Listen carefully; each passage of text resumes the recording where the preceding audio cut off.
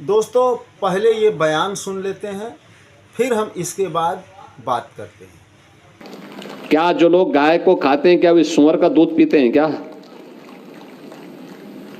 नहीं, दूध तो गाय का ही सब लोग पीते हैं। कोई बच्चा होगा मां का ही दूध पिएगा ना। यूपी मुख्यमंत्री योगी आदित्यनाथ का पिछले दिनों ये बयान आया था। उनका ये सवालिया बयान था। इस बयान में उन्होंने देश की जनता के सामने एक सवाल रखा था कि जो लोग गोमांस खाते हैं वे क्या सूअर का दूध भी पीते हैं। मैंने काफ़ी दिनों तक इंतज़ार किया कि कोई भी बंदा इनकी बात का जवाब दे देता तो मुझे ज़हमत उठाने की ज़रूरत नहीं पड़ती, मगर सोशल मीडिया पर मुझे दिखा नहीं और मेन स्ट्रीम मीडिया से तो इसकी उम्मीद भी नहीं की जा सकती। बहरहाल, मैं योगी जी के इस सवाल का जवाब देने के लिए आज ये वीडियो बना रहा हूँ। मैं उनकी मानसिकता पर कोई भी सवाल नहीं उठाता हूँ और न ही उनकी भाषा की निंदा करता हूँ, मगर उनके घटिया स्तर के बाजारू सवाल का जवाब देना भी ज़रूरी है। यूँ तो पत्रकारों और लेखकों की शान के खिलाफ है कि वह राष्ट्रपति और मुख्य न्यायाधीश के अलावा किसी भी सत्ताधीश के नाम के आगे जी लगाएं, मगर मैं आज उनके नाम के आगे जी लगाकर उनको ये संबोधित कर रहा हूँ, क्योंकि मुझे अपनी बात उनको समझानी है और मेरा तरीका ये है कि जिसको बात समझाई जाती है काफ़ी सम्मान, आदर और मर्यादा के साथ संबोधित करना पड़ता है, क्योंकि तब जाकर बात बनती है। तो मैं बता दूं कि मुसलमानों के पास एक ईश्वरवाणी संकलन कुरान के अलावा उनके पास एक लिखित धर्म विधान भी है, जिसे आम बोलचाल में शरीयत भी कहा जाता है। शरीयत में हराम और हलाल का भेद स्पष्ट कर दिया गया है कि एक मुसलमान को क्या चीज़ खाना है और क्या चीज़ नहीं खाना है।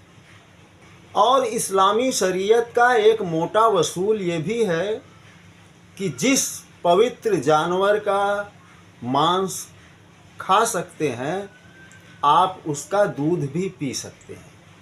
इसी तरह जिस पवित्र पक्षी का मांस आप खाते हैं उसका अंडा भी आप खा सकते हैं।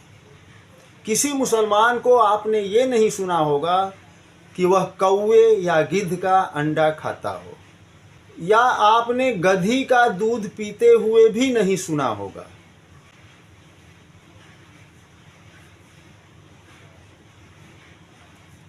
मैं समझता हूँ कि जवाब पूरा हो गया, मगर आप अपने बयान में हिंदू या मुसलमान शब्द का इस्तेमाल नहीं किया है।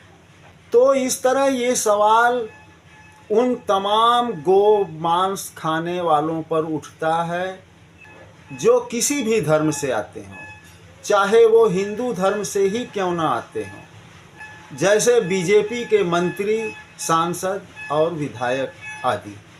बीजेपी के कुछ बड़े चेहरे जिन्होंने ऑन कैमरा ये इकरार किया है कि वे गोमांस खाते हैं, और इनके अलावा कुछ और चेहरे हैं जिनके बारे में काफ़ी लिखा और छापा जा चुका है। इनमें एक नाम बहुत बड़ा था, हालांकि अब वे शख्स दिवंगत हो गए हैं, इसलिए मैं जानबूझकर उनका यहाँ नाम नहीं ले रहा हूँ।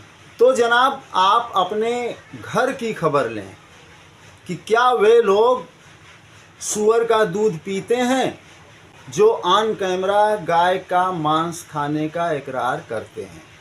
और दूसरी बात ये कि आप स्वामी विवेकानंद का नाम अक्सर लिया करते हैं।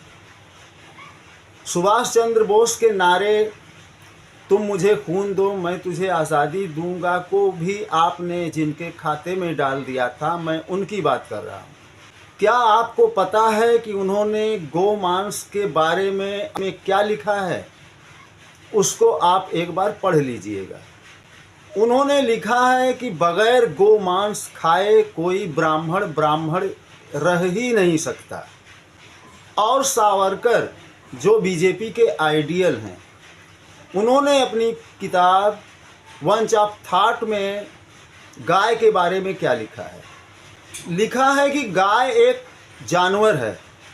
यह भला मनुष्यों की माँ कैसे हो सकती है जो अपने मल मूत्र में लथपथ बैठी रहती है। और आप लोग अक्सर कौटिल्य यानी चाणक्य की भी बात किया करते हैं। कौटिल्य का दौर 300 ईसा पूर्व मौर्य काल का दौर था। उनकी लिखी हुई किताब अर्थशास्त्र आज भी पढ़ी जाती है। ये काफ़ी चर्चित किताब है उनकी।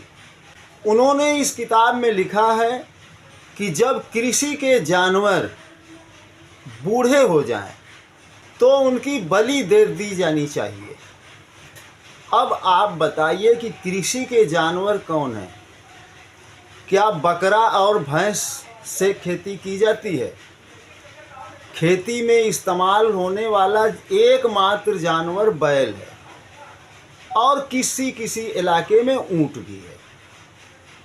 यानी कौटिल्य के मुताबिक अगर बैल बूढ़ा हो जाए तो उसकी बलि दे दी जानी चाहिए। ये 14 साल का कॉन्सेप्ट भी कौटिल्य की अर्थशास्त्र से ही आया है। प्यारे दोस्तों, आज बीजेपी के खिलाफ पूरे देश में एक ज़बरदस्त आंधी चल रही है, जिसकी वजह से बीजेपी का पूरा तंबू हिला हुआ है।